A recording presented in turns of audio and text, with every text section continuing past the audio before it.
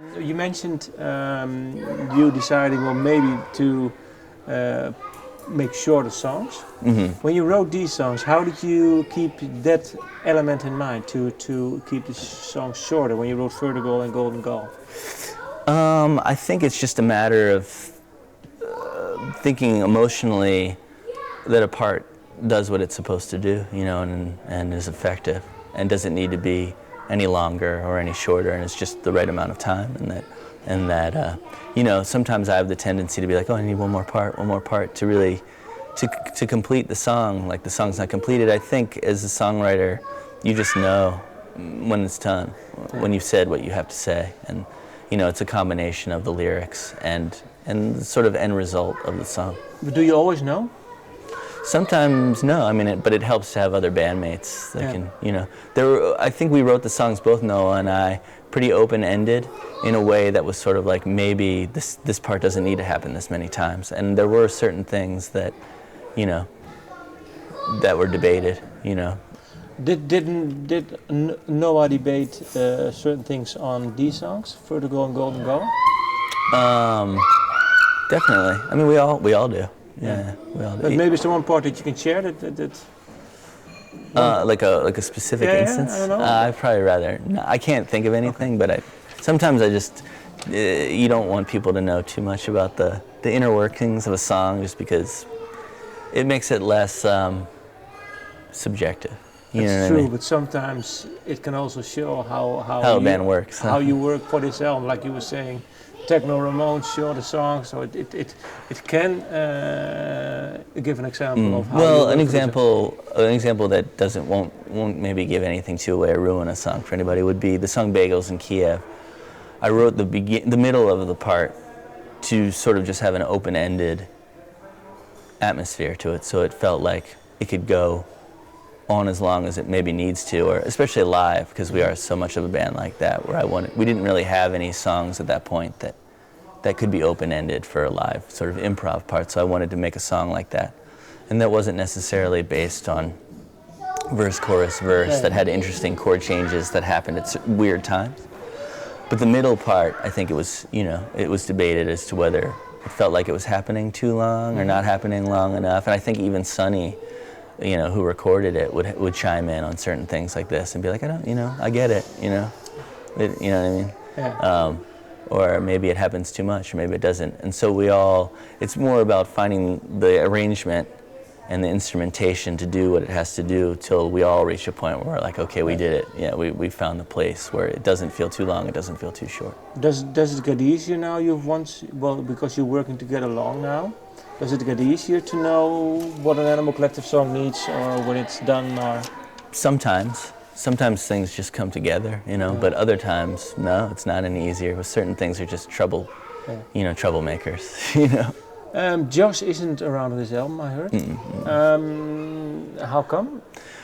He's been working on some solo stuff for a long time now, and I think we all just felt that it would be too distracting for Josh. You know, him most importantly, but all of us want him to, you know, do this solo record that he's been working on. And why? Why? Because we appreciate his music. And no, but I mean, it might sound like not a really friendly question, but I mean, why is it for you important to have him release a solo album for you as a person? Because I feel like, you know, when somebody's distracted by something, you know, you want them to not be distracted by the thing, or if somebody's hurt by something, or, you know what I mean. I think the people that are closest to you react to the way they're acting or reacting, you know, and maybe that's also a selfish way of looking at things. I don't know, because you're thinking about yourself when you're thinking about them. But I also trust that Josh would be much happier, you know, a happier person having finished the solo record. And I think in terms of the way, especially Noah and I look at doing stuff like that, it's like I could never work at two things at the same time like that.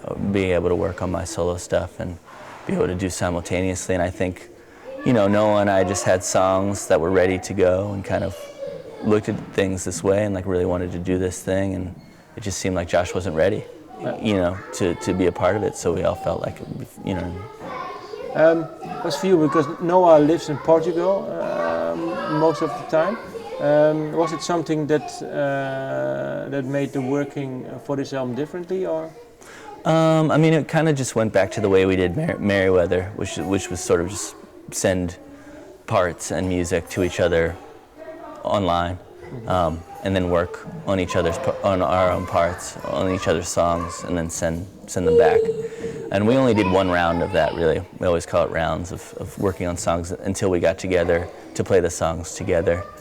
And then things even changed then. So a little of what we had worked on individually didn't even end up being what we were finalized with, because it really takes a lot of time, like playing all the stuff together to see if it really works or doesn't work. What did he bring from his experience of his own album that was released, I think, last year? Mm-hmm. I think certainly some of the way he's been writing vocal arrangements with the kind of, he did a little of that on his record with like the back and forth. So I think one thing we talked about going into it was writing songs that had this sort of like, passing back and forth where you wouldn't really be able to tell who the lead was, but you kind of needed both parts to complete the other.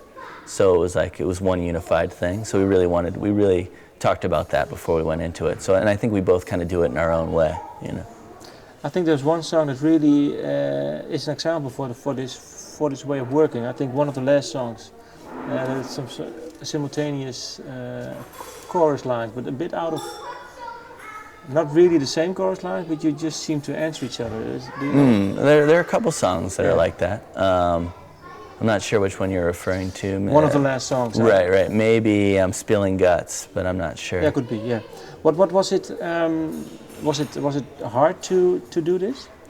I thought it was going to be harder than it actually turned out to be. It wasn't too difficult to do. Once you learn a song that way, and that's the song, sort of, and you get it into your head that that's going to be the arrangement, it just sort of becomes natural that that's what the song is. So I thought this was actually, the recording process of it went the quickest of any record that, it took the same amount of time as most records that we have. We give ourselves about a month to track, but I feel like in terms of at least the vocals, like I think the vocals went for an Animal Collective record went some of the quickest vocals we've ever done. Actually, we were just really content with how they sounded. Despite this way. Despite the difficulty of doing the arrangements, I think, and maybe it was because we were familiar with the songs, pretty familiar with them before we went into the studio, So it was really just a matter of knowing exactly what the parts would be. What is the specialness of your relationship with Noah, music-wise? Specialness? Yeah. Well, I think in terms of this record, like all three of us had like a very telepathic way of sometimes we'll just complete each other's thoughts in the studio, and it's just having known somebody for so long, you know what I mean? I feel like it's like trust, really, like trusting that somebody else's idea is the right one or the best one for a situation, or also just being fans of each other's songwriting abilities and liking what we're doing, you know what I mean? Like genuinely liking it. The album is called Painting With. When during the recording of the album did you come up with this album title? We started talking about painting a lot when we were in Asheville, North Carolina. Just that a lot of the sounds we were using for the bass sounds or some of the synths and stuff sounded like paint splattering. Not something very concrete or square, something a little bit more like splotchy and not rounded. And I think that just brought to mind painting a lot. And then we just started talking about the perspective of the way you look at something, really, and how like something like Cubism presents something normal in a different light, which is kind of the way we were trying to present maybe something like pop music, you know what I mean? Like a skewed, like looking at something or listening to something from many different perspectives. But is that your goal then with your music, presenting pop music this way, or do you? Not necessarily pop music, because I don't think go into it thinking, oh, this is going to be a pop record. You know, I feel like you write the songs that, as a songwriter, I just write the songs I'm capable of writing, you know, and because of the mood I'm in. And sometimes they're happy songs, sometimes they're sad songs. I can only, you know, I can't really all the time like be like, okay, I'm definitely going to write like an upbeat song or something. So I wouldn't necessarily say it's pop music. Maybe something just that's maybe a little bit more familiar, but then like skewed in a very Animal Collective way. Yeah, because sometimes people say, most songwriters say, well, what for me I'd like to do is to write the ultimate song, the ultimate. Is it something that drives you too? Or is in terms of writing something that I'm proud of, like I'll hear something it's more I hear something that I'm confused by or like is a mystery to me, say like the songwriting of like Tin Pan Alley, you know what I mean, that old school songwriting, Irving Berlin or, you know, that kind of stuff I like a lot. And I listen to it though and I'm like, you would never hear a song like that now. Like nobody writes songs like that. I mean, maybe they do in a retro kind of way, but it never really has the ingenuity or sort of the feeling that the honest kind of feeling that music did back then. So that can be that is more of like a challenge for me. Like write a song that I think is really like, to me, something that I'm really, really proud of. It's hard to say if other people's enjoyment of it or not matters so much to me. You know? I mean, of course, I'm writing a song and I'm putting it out there because I want people to get into it. But you know. Last question: how are you doing now? I'm good. Yeah, because you were saying last time it was a really hectic process. Right. No, I feel like it comes across in this record. I feel like it's a really good, upbeat, good vibe record, and I think that reflects where we're at in life. You know, feeling pretty good. You know. That's good. Thank you. Thanks. Thank you.